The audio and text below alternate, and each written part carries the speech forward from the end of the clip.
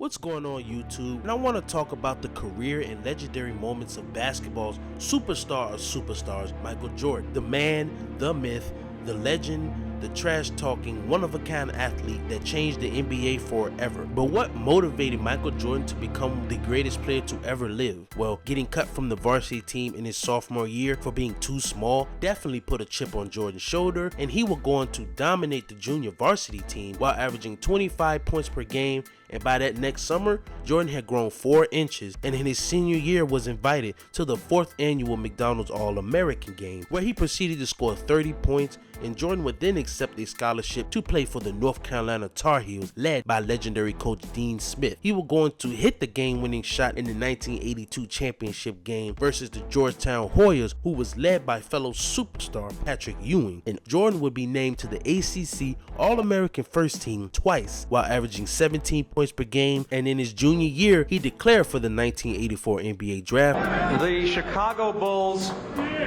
pick Michael Jordan of the University of North Carolina, behind Hakeem Olajuwon and infamously Sam Bowie, who was a great college player but struggled with leg and foot injuries from, I don't know, being 7'1". But I can't blame the Rockets and Trailblazers for this, as both teams had guards and were looking for big men to complement them. And to be fair, it worked out for the Rockets, as they got 2 championships in the 90s with Hakeem, but not so much for Portland, obviously. Nevertheless, Jordan would average 28 points per game in his rookie year, and he brought life into the Bulls organization, helping them win 11 more games from the previous year and made it to the playoffs, losing to the Milwaukee Bucks in the first round. But no doubt it was a success for Jordan, winning Rookie of the Year in the process and getting voted to the All-Star game as an All-Star starter. But after a promising season, it all went tumbling down, as in Jordan's sophomore year, he would break his foot, missing 64 games, and as a result, the Bulls would go 30-52 that year, but would still make the playoffs with a losing record. And while Jordan was rehabbing his foot,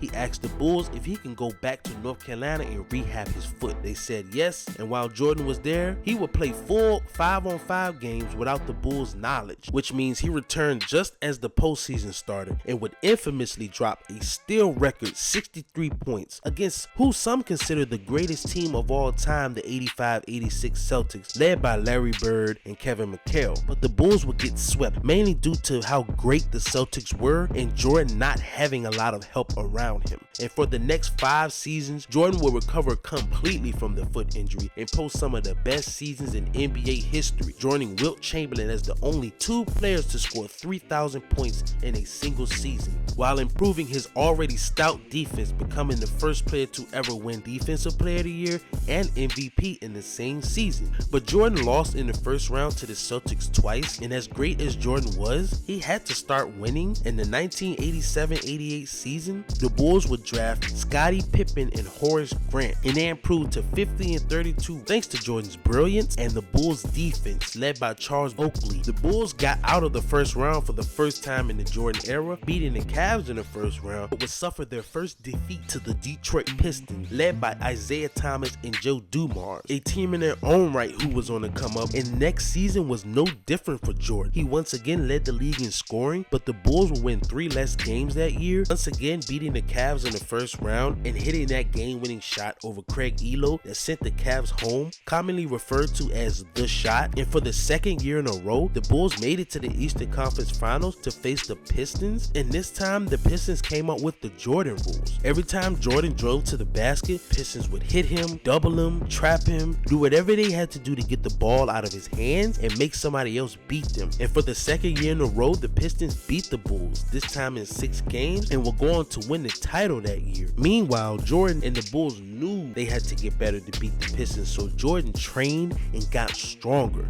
knowing he was going to see them again, and he wanted to be ready. The 1989-90 season would be where many changes would happen for Chicago, as they replaced their head coach Doug Collins with Phil Jackson in his triangle offense, while Horace Grant and Scottie Pippen were steadily improving. That led to Chicago improving their record to 55-27, and that year in a regular season game versus the Cavs, this man Jordan loved the Cavs, Jordan would drop a career-high 69 points and just made the Cavs look hopeless. And with so much improvement going on around the Bulls, they felt ready to finally slay the Pistons, and the Bulls made it to the Eastern Conference Finals for the 3rd straight year, but unfortunately losing again to the Pistons in 7 games, who were going to win their 2nd title, and this being the 3rd straight conference finals defeat for Jordan and the Bulls. But this will be the last time the Pistons will beat a Jordan-led team in the playoffs, as the next year, Scottie Pippen rose to all-star level player, and Phil Jackson's triangle offense started to take shape. The Bulls finished with a 61-21 record, and Jordan won his 2nd MVP, and for the 4th year in a row, the Bulls will face the Pistons in the conference finals, but 4 straight runs deep in the playoffs caught up with the Pistons. And with Jordan now having legitimate help in Scottie Pippen, the Bulls will finally, after 4 tries, beat the Pistons and advance for the first time to the NBA Finals to face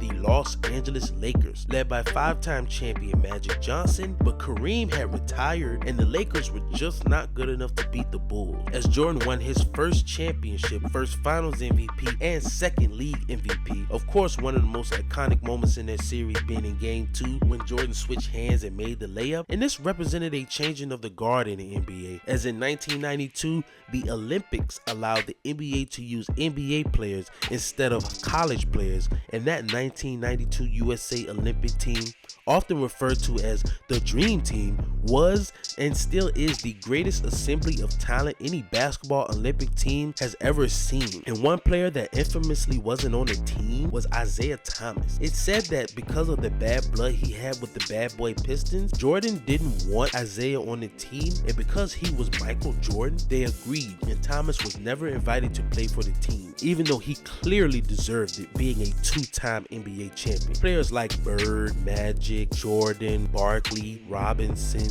and many others represented the United States by winning the gold medal, and after seeing the popularity of Michael Jordan in the Olympics, there was a clear shift in the NBA, as Magic retired in 1991 due to him contracting HIV virus, Larry Bird would retire in 1992 due to back problems, the Pistons were old, and Jordan took full advantage, winning 2 more championships against the Trailblazers, led by Clyde the Glide Drexler, and the Phoenix Suns in 1993, led by league MVP Charles Barkley. And Jordan proceeded to show Barkley who the real MVP was by dominating the NBA Finals, averaging a crazy 41 points per game in 6 games they played, and firmly established himself as the best player in the world. But just a month after winning his 3rd NBA championship, everything would change for Michael Jordan. And on July 23rd, 1993, Michael Jordan's father, James R. Jordan Sr., was sleeping in his brand new red Lexus Michael had bought him on the side of the road, and 2 men, Daniel Green and Larry Demery, noticed the vehicle, shot James R. Sr. in the chest, and took the car. Obviously, this was a horrible situation to happen, and it affected Michael deeply, as Jordan would often call his dad his best friend. 3 months later, Michael Jordan would shock the world and retire from the game of basketball and play Major League Baseball. He initially said it was because of the long, grueling seasons and pressure of being the most popular athlete in the world, but a lot of people believed the commissioner of the NBA at the time, David Stern, wanted to punish Jordan for his constant gambling habits, but didn't want to let the public know, as Jordan was the most popular athlete in the NBA, so Jordan only retired to cover up the whole thing. But these claims never had any proof to them, and David Stern even denied it in the Last Dance documentary. Jordan would only play 1 year with the White Sox AA team, hitting just 3 home runs and 51 RBI. In Jordan's absence, Scottie Pippen would emerge as the guy and have career years without Michael, but the Bulls would not make it to the finals without Jordan. In 1995, the MLB went on a strike, which means Jordan wasn't playing baseball, and on March 19th, 1995, 17 months after saying goodbye to the game, he returned in a road game against Reggie Miller and the Pacers and was rocking the number 45 this time. And with 35 million people watching to see the return of the most popular athlete in the world, the Bulls would end up losing in overtime 103-96, and Jordan looked a little rusty, but it didn't matter. All that mattered was he was back, but it would not not be enough for the Bulls to get back to the NBA Finals that year, as the Bulls would shockingly lose to the Shaq and Penny Hardaway-led Orlando Magic, and Jordan looked noticeably rusty compared to his normal self, and people started to naturally question if he had it anymore after a long layoff. Also, Scottie Pippen was almost traded after they lost their series for Shawn Kemp, so it was a lot of questions about the Bulls and would they still be able to contend, but I don't think anybody was prepared for what the Bulls would do the next season. On October 3rd,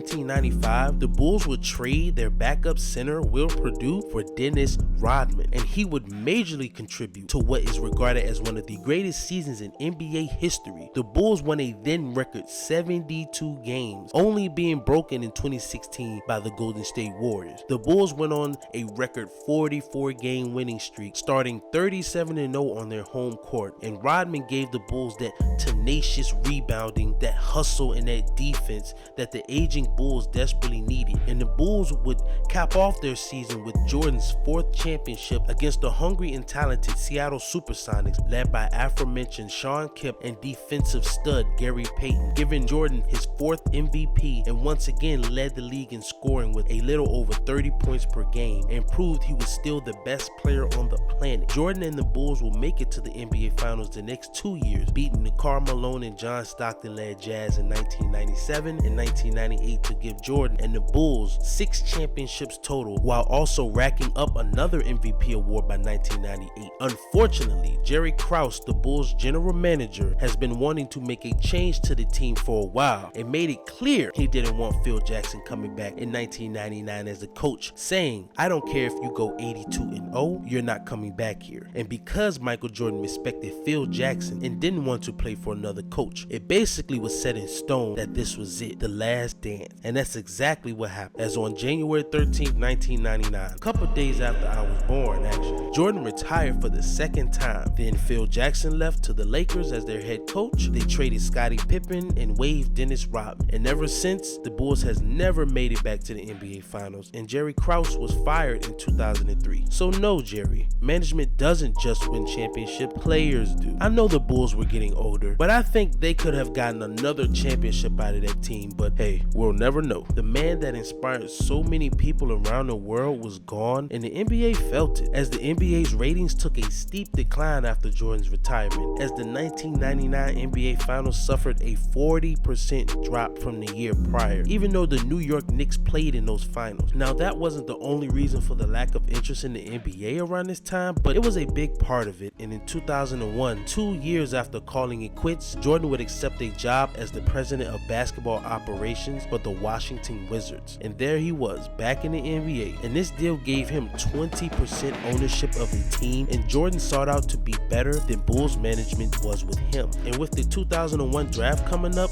Jordan had his sights set on one player in particular, a high school center by the name of Kwame Brown from Glenn Academy in Georgia, who was rated as one of the top centers in high school with averages of 20 points per game, 13 rebounds, and 6 assists. Jordan liked him and knew he wanted to draft him. Apparently, Kwame told the Wizards staff, "If you draft me, you'll never regret it." And when draft night rolled around, Jordan got his guy, taking Kwame Brown 1st overall, and Jordan, thinking the Wizards was a playoff team, decided to step down from his role as part owner basically, to once again make his return at age 38, but not for the Bulls, but the Wizards. And Jordan's Wizards years were marked by Kwame Brown becoming the biggest bust in NBA history, averaging only 6 points and 5 rebounds per game, playing for multiple teams, and never truly showing the potential Jordan saw in him. Also, Jordan looked good in stretches and still had good bursts for his age, but the Wizards weren't that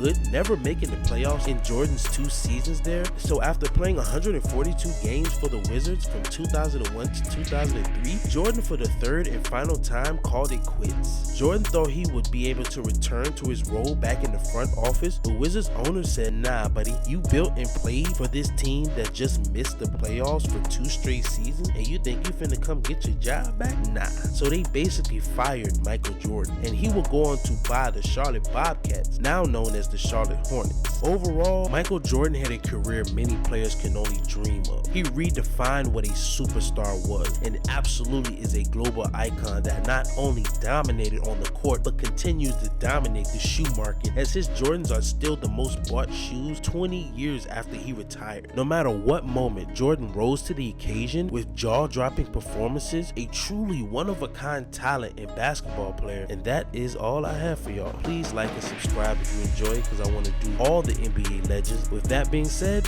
I'll see y'all next time.